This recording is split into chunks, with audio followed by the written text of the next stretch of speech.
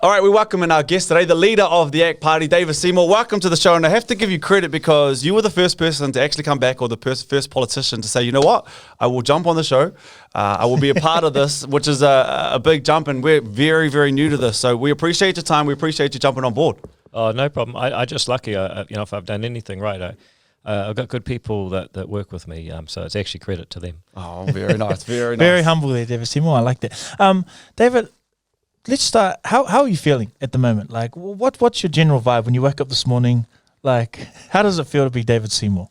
Well, I mean, it's good. Like, as a political party, everything that could be going well is going well. You know, we've never been higher in the polls. Mm-hmm. People showing up to volunteer, say you put a sign on my fence, big crowds coming to our meetings, people sending us money, which is helpful for campaigns. So, all that stuff's really, really good. But then it's like, okay, let's say that we get our goal and we win.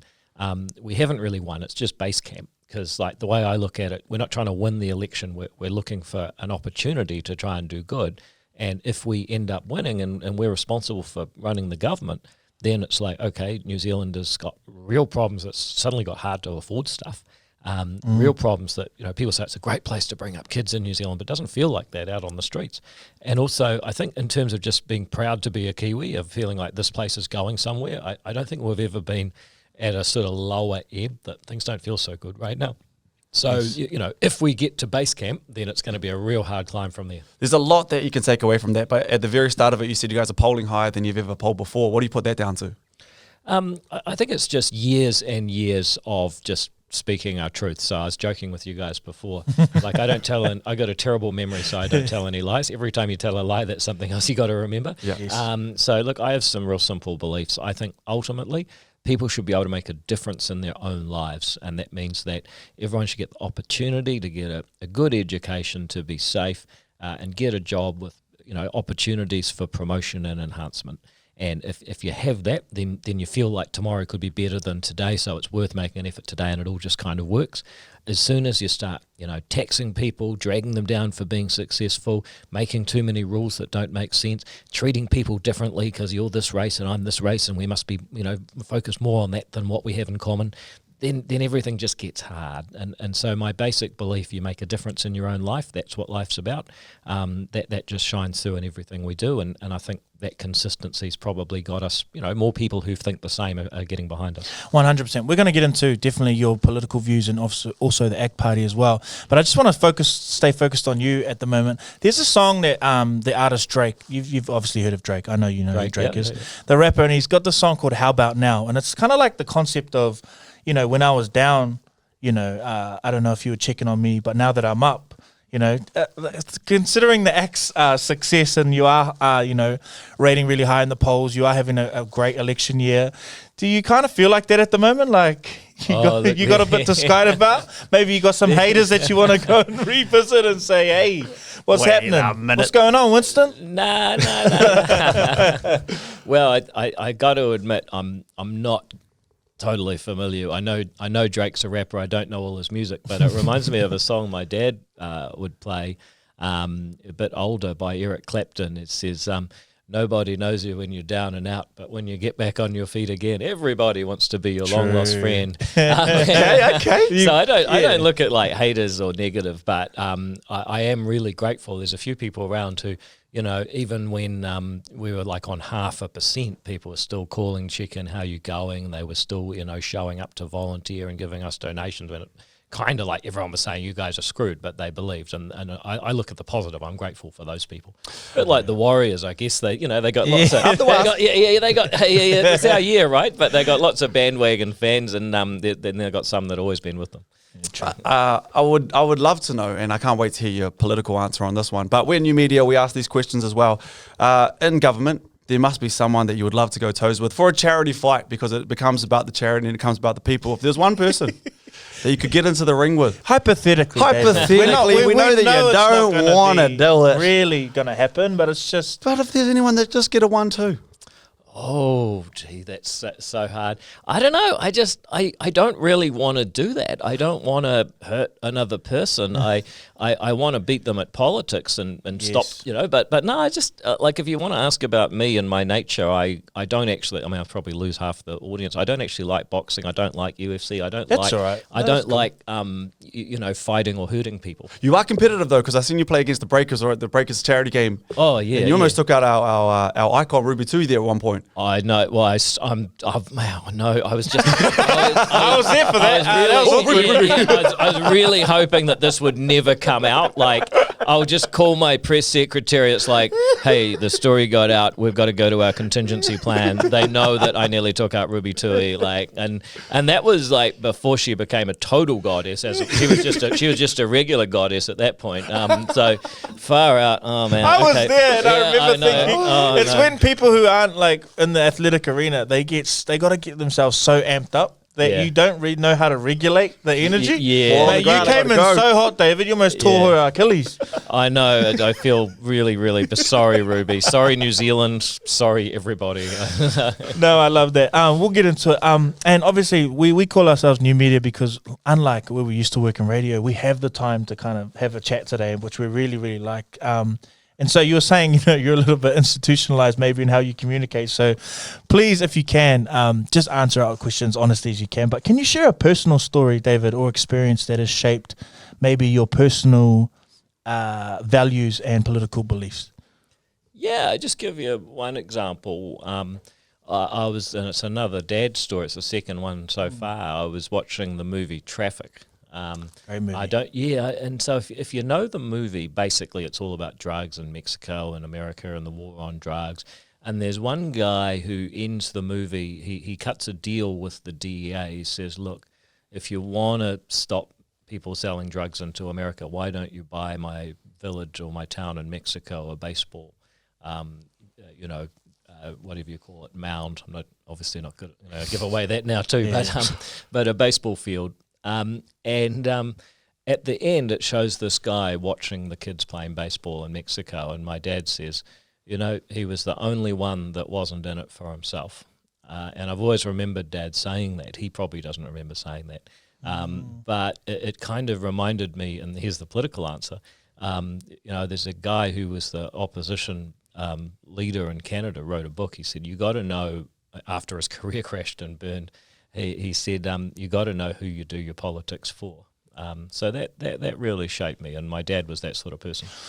It's funny. It's funny you say that because it's what a great example. And I have watched that movie, and what a great thing for your father to say. And I have wondered this about politicians a lot of my life, as detached as I can be from it, because I'm a narrative person. And when I look at politics in New Zealand, when I look at a lot of politicians, I don't hear the narrative before I hear the politics. And I always think if you're in charge of a party telling us you care about people, it has to be weighted in something.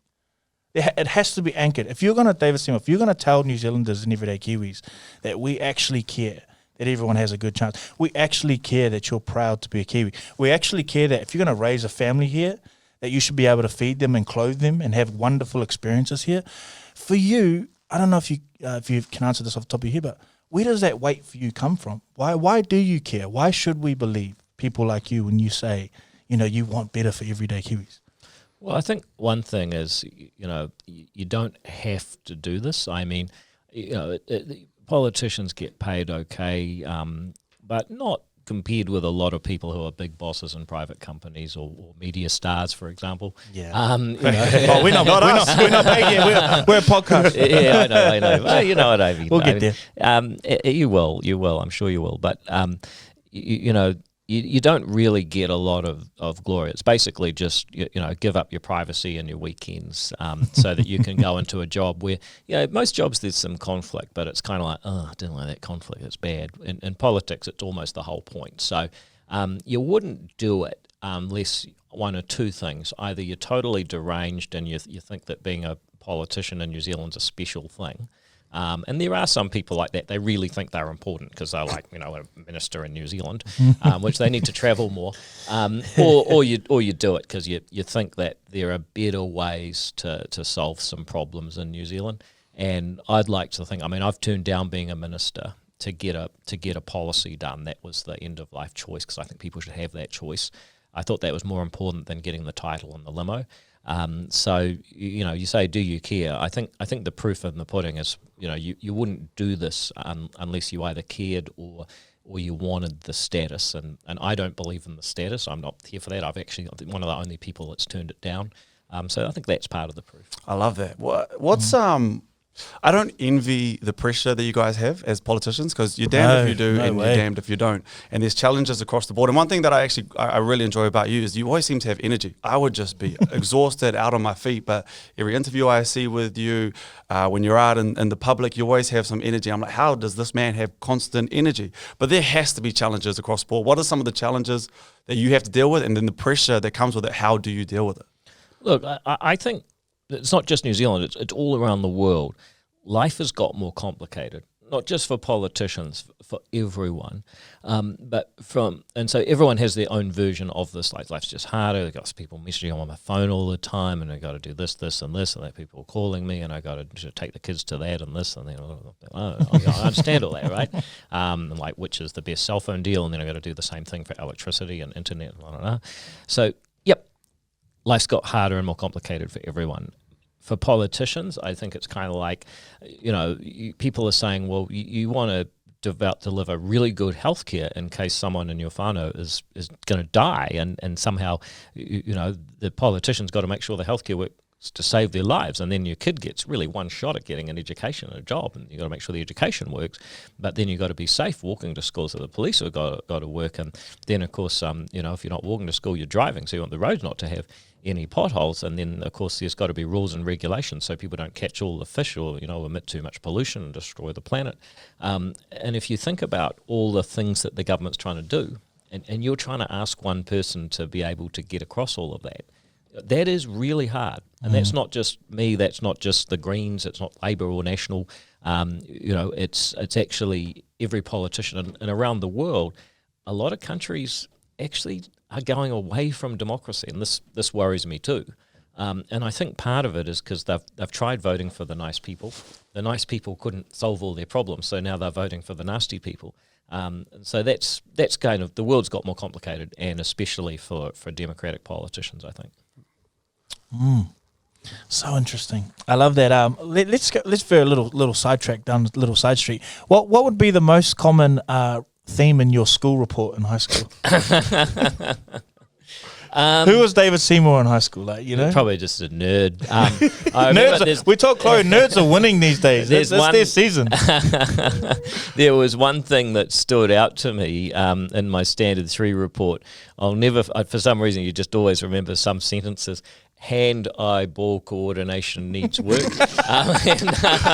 that's great. And that's true. I mean, I got my first season of... That's the first time I've ever heard that. People listening to this podcast, listen to your voice, could have guessed it. There's something about your voice that does say it's no hand-eye coordination. And my first season of rugby, I was playing for Horohoro JB5 up in Whangarei, and I actually got most improved player. But I can tell you, I won it in the first game. Like, after the first game, I was always going to get most improved player from there.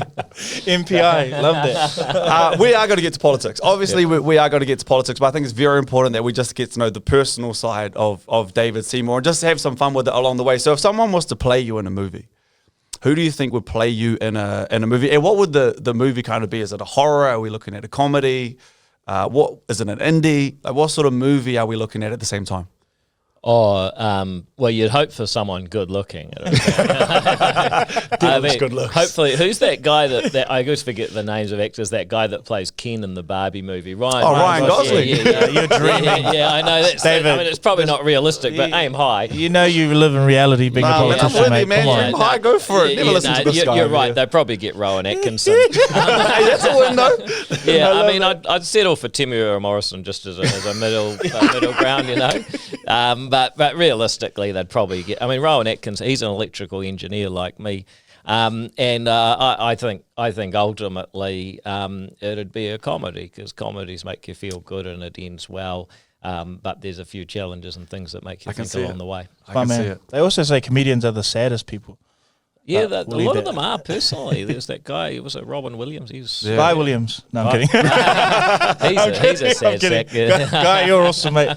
I'm kidding. All right, we'll wrap this one up with one final thing is how do you stay connected with the people you represent? Now, I always look at politics, and obviously you want people in your team, but I would imagine sometimes you feel like less is more because there's less worries. When you have more people, you have more people to worry about. I think we see what Labour is going through at the moment, and there's a lot of stories coming out where it's just fires being put out left, right, and centre. How do you stay closely connected with the people that you represent as not one, just the party, but people who are voting for you? Yeah, skin. So, I mean, you know, I go out, I do street corner meetings. So, like, maybe a dozen people will come to each one, but you do 10 in a row all day in the suburbs I represent. And it means that you're shaking hands, you're touching a lot of people, literally. And that's kind of helpful. You wouldn't mind touching the people, the communities you represent, eh? Remuera and that, they got clean hands.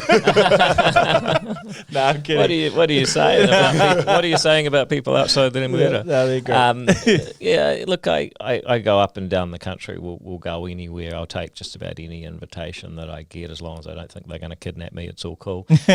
So yeah, I think that's important. And we do like town hall meetings, street corner meetings. You know, if I do a town hall meeting, usually I'll go and when I finish talking, I'll run to the exit and shake hands with all the people that leave, and just see what their vibe is, see if they're looking in the eye or they're sort of like running out the other door, like, you know. So that gives you a sense. And I think it's just helpful just to ask lots of open-ended questions. So you know, you just say, well, how's your business going? You know, how's your week been? Are you having a good year? I just ask questions like that, like lots of times a day. And some people are just like, screw you, I'm a politician, probably doesn't even care what they are. Oh, that's fine, that's all right. But, you know, sometimes people will tell you things that aren't in the news, aren't on social media, you wouldn't have got anywhere else. So it's really just what we call hand-to-hand retail politics. Appreciate the realness of it. Now, we have to get to the politics side of things, and that's why I throw it over to Matua Marc on this one right here. Kia ora, David. Thank you so much again for your time. There's just a few questions we'd love to throw at you around the political side of things, but I think the first one, if you could separate yourself from ACT as a party and go just you personally, what do you reckon is the most pressing issue in Aotearoa is facing right now? I think it's productivity, and what I mean by that is, you know, if you do a job in New Zealand, do you get paid enough to get by? Because if you don't, then more and more people will choose better options, and they'll find those better, mainly in Australia. So if we don't work out, you know, how does New Zealand get richer, then all your other problems are so much harder. So we could talk about health, we can talk about education, we can talk about having enough cops and being safe and all of that stuff. You can talk about, are there enough houses so that people have a place to live and be healthy? All of that stuff matters, but kind of the gateway to all of that stuff is productivity. So do people have the skills? Is there enough investment coming in to buy the tools to use to make stuff? You know, is there too much time spent filling out forms and complying with the red tape and the regulation? So look, it's not sexy stuff, productivity, but if we don't get that basic economic stuff right, then it's going to be really hard for people to talk about and solve other problems, including the environment. I mean, lots of people want to save the environment, me too, but I can tell you, hungry people don't care about the environment. You know, I mean, Greenpeace get most of their subscriptions in Germany. Why? Because Germany's a rich country with lots of people, and they've got, you know, enough time to think about it. Greenpeace don't sell many subscriptions in Uganda. Why? Because a lot of people are hungry there. So, you know, making sure that we get the economy going, raise productivity, more investment, more skills, more businesses, and change our attitude to be positive. You know, there's too much negative, dragging people down, our culture. You know, you look at, say, the Greens, they'll say, oh, we're going to have a wealth tax. It's only going to affect 0.7%. And I'm like, hang on. Since when was it okay to pick on people just because they're a small number of them? You know, like is that somehow a justification that makes it okay? Signaling to people, oh, we're going to take someone's money, but it won't be you. You know, that kind of thinking drags us down. We need to be pushing up. Yeah. What do you think when you come into our studio when there's three guys here? We've got a video editor sitting here as well. This is all done off the backs of our own hard work. And you're talking about productivity, and you see things like this happening around you. What was the first thing that came to your mind around that productivity? I was kind of like, because I didn't know. I'll tell you what it said. I'll tell you what I thought, because here's what it says in my calendar. The Morning Shift podcast, Wednesday, 9th of August, 10 to 10:30 a.m., 8 Haltane Street, Mount Eden. Contact Marc, Peard, O2, blah, blah, blah. That's all my calendar said. So I just, like, my whole day, so I walked in here, I didn't know what to expect. And I get in here, and I'm like, wow, these guys have got something happening. They've got a business running outside. They got a whole lot of products. They got orders happening. Marc says, look, what you guys got a delivery coming in? No, you can park your car here. These guys are, they're pragmatic. They'll make stuff work. They've not got crazy rules. And then you come into the studio and you got you said you got cheap gear. This is good gear. We've got our own stuff. We know this is not cheap gear. I say these are people that are giving it a go. They're trying something new. They're interrupting, an industry they may have worked in the past. Come on now. Yeah, so look, this is entrepreneurship. This is what we need.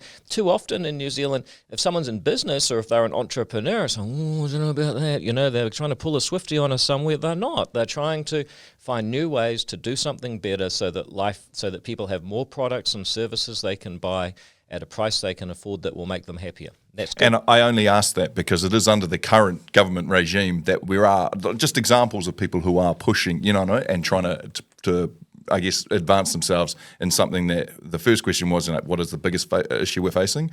You're literally sitting in a studio right now that contradicts what you just said in terms of people aren't able to do this stuff. That's why I was interested in what you thought we were doing. Well, I think you're being a bit cute there. I mean, my argument is not that the current government has stopped the economy, that there is no economic activity, that no one's doing anything good. Of course, there is an economy. People are doing good. You are seeing entrepreneurship. You are seeing innovation. But I'd just ask you, if you look at what the government's done in the last 6 years, would you say that you're paying more tax for the services that you're getting? The answer's got to be yes, because you're paying 28% more adjusted for inflation per person. So they're charging 28% more. That's how much their price has gone up, over and above inflation that everyone else is already feeling. And I don't think they're doing better services for that, but you're paying for it. There's more red tape and regulation. People constantly complain. They say, look, I spend more of my time trying to comply with the rules, fill out the forms, and basically justify my existence than actually getting out and doing productive stuff. So it's not inconsistent. No. To say, look, this is what I like, but I don't think the government has has created an environment. In fact, the government has made it harder. And while you guys are succeeding, good on you. I think we could make it easier for you, and I think we could make it more normal for this sort of thing to happen. I'd just like to know, I think we're going to have every political party leader in here, and when we ask them that question, I think David would be the only one that says productivity, which I think is an interesting point to make. Yeah. What about how do we get politics, and we're trying our best right now with you, to become more accessible for a younger generation and for people who aren't listening to the Mike Hoskins and watching TV1 News, like who aren't going to go to a town hall. I can't go to a town hall, David. Who can't necessarily make it to a too town cool. hall. How would you make David. politics more accessible? I'm joking. I don't think you are. Look, first of all, what you're doing is part of that, right? Like, there's no one big answer. I'll front at pretty much any show or podcast or whatever to help try and reach out to people. We do town halls, we do online, we're on basically every social media platform. So, we're doing all of that stuff. But I think ultimately there's a deeper problem here, which I kind of alluded to before, is that the government is trying to do so much. It's so complex that I don't think any one person can keep track of it all. And so a lot of people have said, well, look, it's out of control, I give up. People are disengaging, and this is happening worldwide. This is not just a criticism of Labour or New Zealand. This is a worldwide trend. Now, what's your answer? Well, I always come from the side of politics that government should try and do less. It should try and do fewer things and do them well. And I think if it was to dump a lot of the objectives and goals that it has, and just say, okay, we're really, really focused on how many kids went to school yesterday, how much did they learn, and what's going to happen tomorrow. Those few things that government can actually influence, that'll have an impact. Whereas at the moment, government's trying to reshape your life. They're trying to make you kinder. They're trying to get you to zero carbon. They're trying to say, make you a better person. Make sure that you have paper straws. I mean, we've come down hard on paper straws. We want them plastic straws back. Want them back right now. Yeah, and I just asked the basic question, like, why did that happen? What have paper straws done for the world? Was there? I'm with you, man. Was there of all the problems going on with pollution in the environment? Was plastic straws really a major issue? We all know where the dangling carrots are, David. We can't be too truthful in these things. You know that. All right. If you could explain to us what the ACT Party stands for today, and but do it in a way that you're fronting a school class and we can all understand it. So what does the ACT Party stand for today? Yeah. So I go back to what I said earlier, the idea that you can make a difference in your own life. And that means a few things. One is that, if you do what your teacher says, and I start right back at the start of life, go to school, listen to your teacher, study hard, get good grades, turn those into a job, turn into skills, turn that into a career, save some of your money, invest it carefully. If you do all those things, then, things should work out all right for you. That you should be able to feel good about yourself. You should be able to afford a house at some point. You should be able to feel like you're a good member of society, and you should be able to, have the security in all of your housing and income and so on to build relationships. That's making a difference in your own life. Now, what are the things that are against that? Well, I would say that the government is currently doing three things. One, it is taxing too much. So you do all that stuff, but they want to take more and more of the money you earn. And that's kind of like, okay, if I start a business, if I start a podcast, if it goes well, I make lots of money. If I don't, then I lose lots of money. But then they say, okay, but if it goes well, you'll make lots of money and they'll tax half of it. Whereas if it goes wrong, you lose all your money and they're not going to help you out. Then they're biasing you away from not trying. So, taxing actually is like it's a tax on making an effort, on doing all the things we say. And if you look at it right now, the more you work, the more you save, the more you invest, they actually put your tax rate up. You start off paying 10%, eventually you're paying nearly 40%. Now that's, I think, wrong. The second thing that they're doing is that they are putting up a lot of red tape and regulation. So I came to park here, right, and basically your whole street is orange cones. Now, I understand that there's been some accidents with road workers getting hit, and that's bad stuff. But here's a thought. I reckon probably we have actually lost people's lives because they've made it so difficult to improve the roads and make them safer. Because every time you do it, you've got to do traffic safety management, you've got to put out all the cones, and people say, we just can't afford to fix that part of the road. People are dying from not having better roads because we put so much red tape and regulation. This just happens everywhere. You talk to early childhood education. You think about people that were trying to get a loan under what they call the triple CFA. You had to fill out your dog food bill before you could get an extension on your credit card. I mean, you try and build a house, you got to get a building consent or a resource consent. You want to start, mining in New Zealand. I mean, just forget it, even though there's huge amounts of gold deposit you can't get to. So there's lots of stuff where people would like to make a difference in their own lives, would like to do something productive, start a business, whatever, but the amount of red tape and regulation the government puts on makes that harder. And then the third thing that they're doing is that they have an obsession with the idea that the treaty formed a partnership between races. Now, that's what Dame Claudia Orange said in her book, The Treaty of Waitangi. Okay, I respect her. That's what Jacinda Ardern said. But the treaty that I see says that the treaty delivered ngā tikanga katoa rite tahi, the same rights and duties for all. And every time you say that, which side of that divide you're on is an important part of who you are, then what you're really saying to people is that it's not what you do in this life. It's maybe what happened several lifetimes ago that influences the way the world is today. And I just think that's wrong. I think if living in a modern society means anything, it's that we don't care about your race, we don't care about your gender, we don't care about your sexuality, we don't care about your religion. All of that stuff's your stuff. In a society, what matters is what you do. So we believe, as the ACT Party, that it's all about making a difference in your own life. That means we're not going to tax all your success away. We're not going to tie you up in red tape and regulation. And we're not going to see you as an identity before we see you as a human being making a difference in your own life. Yeah, I know what you're trying to say there. But when you say things like that, I also think so much of the people that you represent and that will vote for you also are in a position that they are in because of several lifetimes ago. And so that's where for us, I think we can be indifferent. You know what I mean? Like that's really important. But when you say things like, because you're really talking about Māori, right? And I understand what you're saying. You're saying, why should we have different rules? But I also think in the same way, a lot of the people that you talk to had a different setup generations ago and are in a position because, so where do we, and I know in a lot of aspects, even talking about it even feels tiring, but I think it's both ways. I think it's both sides. But what you're saying is you want us to meet over more things we have in common than what we have in different.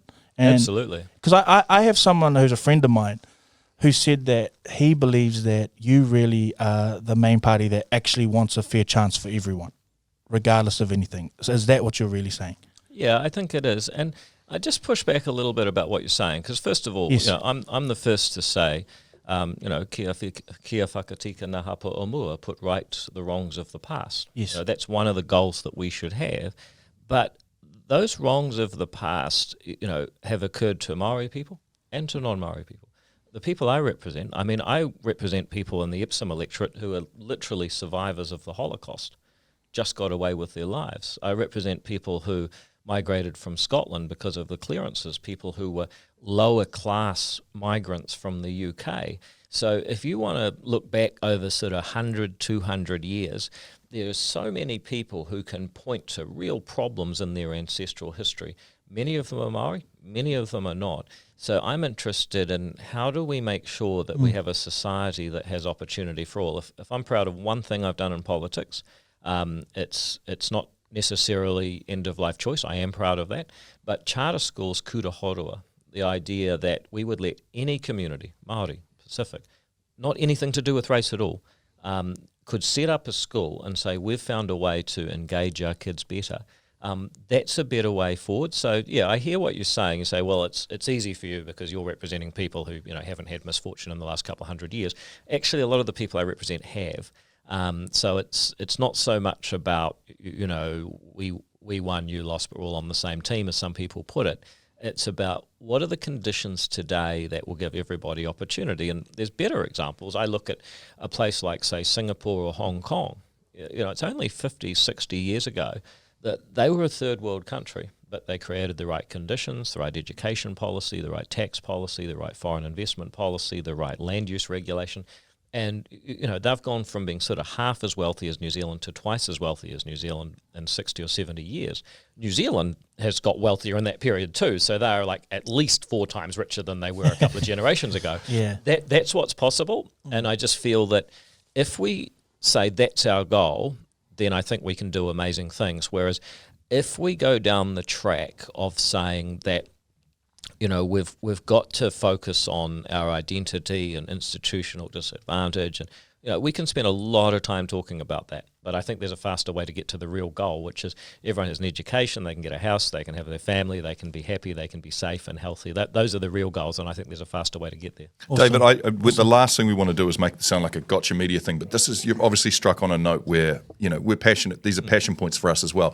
I've always felt like being too inward focused can become quite dangerous because you do forget about the plight of others and the journey of others. Like, I know what you were saying before about how, if we should be, as individuals, be able to have success. We should be able to not be taxed for that and kind of stuff. But I understand that my taxes are going towards uplifting and helping try and fix statistics that are put out in the media. And I don't know if I can't be bothered going and checking whether it is Māori who are the lowest educated, it is Māori who are the worst, have the worst out life and life expectancy and all those kinds of things. I don't know that, but I do get a calm feeling, even though I do know my Marmite costs a lot more now.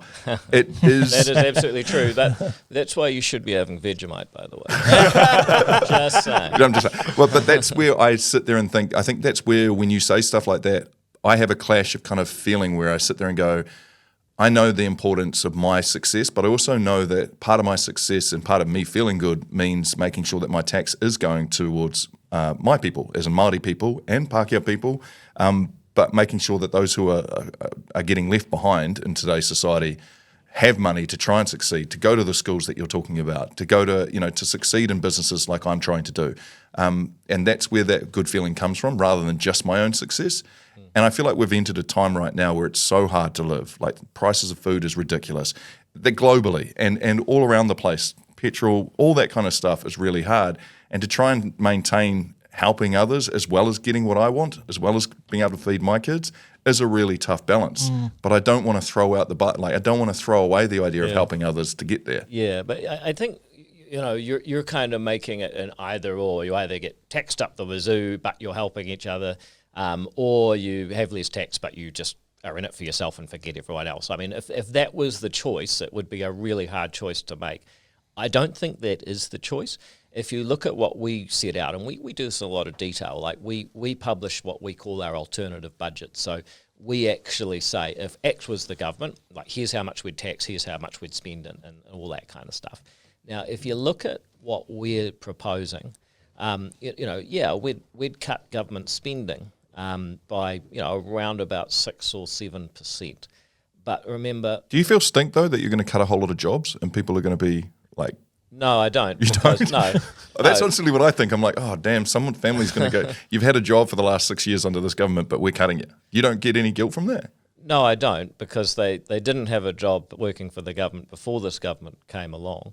And it's not like, a company, how many businesses have restructured or got rid of jobs, or people have decided to move on voluntarily anyway? Yeah. So, I mean, it's not like they will never work again. I mean, they'll get other jobs. The question is, are we getting good value for taxpayer money?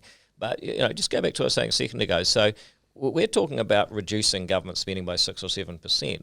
That's after the government has increased it by about 35% in total. So, even after our reductions, we're still going to be spending more than the government was 6 years ago, quite a lot more.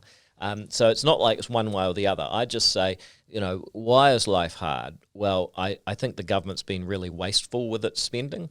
I think a lot of the stuff they do hasn't really got results, and so that's a double loss, because you're paying more tax, but you're also not getting more operations at the hospital. You don't have more kids going to school. They're not learning more. The streets aren't safer. There's a whole lot of. So actually, we've got a lose-lose right now.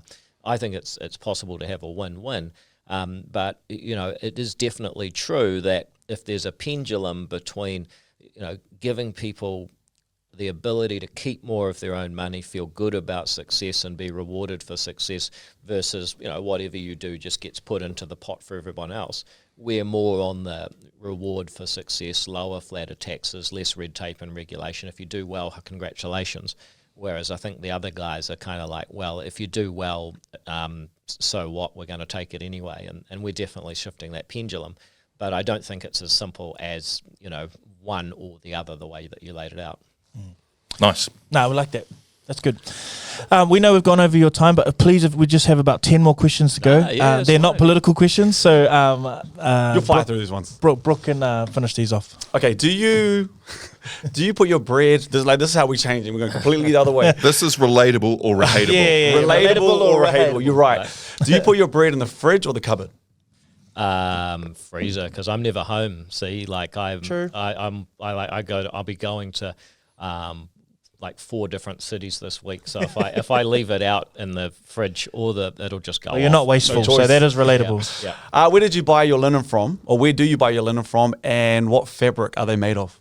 A long time ago, Farmers. Guess what? They were having a sale. Crazy story. But they were having a sale, so I got it like half price. Amazing. Lucky I went that week. And I think it's cotton, but it might be like cotton polyester. I don't know. I hear you. I know you probably don't have much time to play cards, but if you ever play cards, what's your rules for last card? I haven't played that for 20 years. Last card. What are the options? 5 pick up 5 or 2 pick up 5? Which one do you reverse on? We used to do both, but I can't remember. I think the Joker was reverse. No, the Jack. It's been a hot minute. Yeah, Jack reverse. Reverse. Yeah, it's been a long time. You just slipped in on that one. Nice. Okay, if you take food to someone's house, do you leave the leftovers or do you take them home? Oh, leave it. Yeah. There's only one answer for that. You did it right. Yeah. Do you do the That'd dishes? be weird. Do people take it home? Yeah, well, they do, man. Okay. And then we let them take it. When you're a teenager, like you sort of you take your beers. That's true. That's true. okay. Then you just get to an AJ where you leave it. Yeah. You know you've like come of age when you can afford to leave the like last 3 beers. That's very true. That is very true. Do you do the dishes? I used to, but I actually got a dishwasher recently, and that's life changing. Oh, facts. Mainly because it's a cabinet to put the dirty dishes in. Yeah, that's kind of. Can you drive a manual? Hell yeah! I got a manual. I built a manual. Really? Yeah, There a you sports go. car. I made it from scratch. Okay, so you can drive a manual. Yeah. How much should a pie cost everyday Kiwis? Oh, look, at about $4.50 if you're lucky, but that'll be a good price today. Marc reckons $2. I want to $2. go. What do you think this is? 2019? That's what I want. I want to turn it back to the days where you just paid $2 and you got a pie. We didn't even agree with him, so it's a bit unrealistic. Let's go on Warriors or up the Waz? Oh, look, I've only just heard up the Waz today. I don't want to end up like Nicola Willis talking about Grant Robertson's hole, though, so I'll just say let's go Warriors. How much is minimum wage? $22.70. Nice. That is spot on. And what should everyday Kiwis pay for an avocado? Or what would you pay for an avocado? I hate avocado, so I wouldn't pay anything. I'd pay someone else to eat it. But it's a bit of an unfair one because the price varies so much. I mean, and when they're in a glut, sometimes you can pick them up for 50 cents or $1. Other times it's like $9. I mean, it depends when you're buying it. But actually, no one should pay anything for an avocado. Sorry, avocado growers. Hey, we appreciate your time today.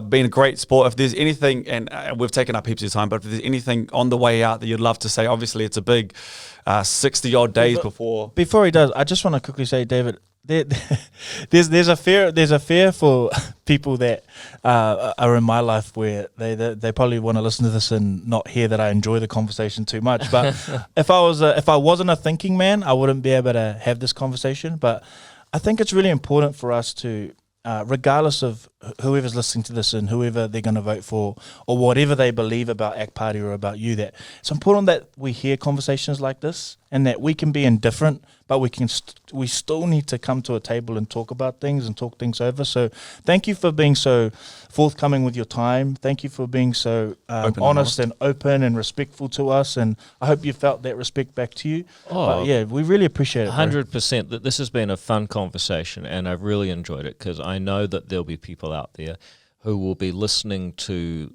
ACT in terms of what our opponents say. So our opponents will say just about anything about us, and I think if people can listen to what I'm saying, hopefully what's coming across is that ACT is a force for good. You may not agree with our take on the treaty, but it comes from a place of, well, we think under our version of it, everyone's going to get what they really want quicker and in a more united way. And it's the same thing with tax and productivity and education and crime. We have thought through what we're doing, and it comes from a place of aroha for the future of our country.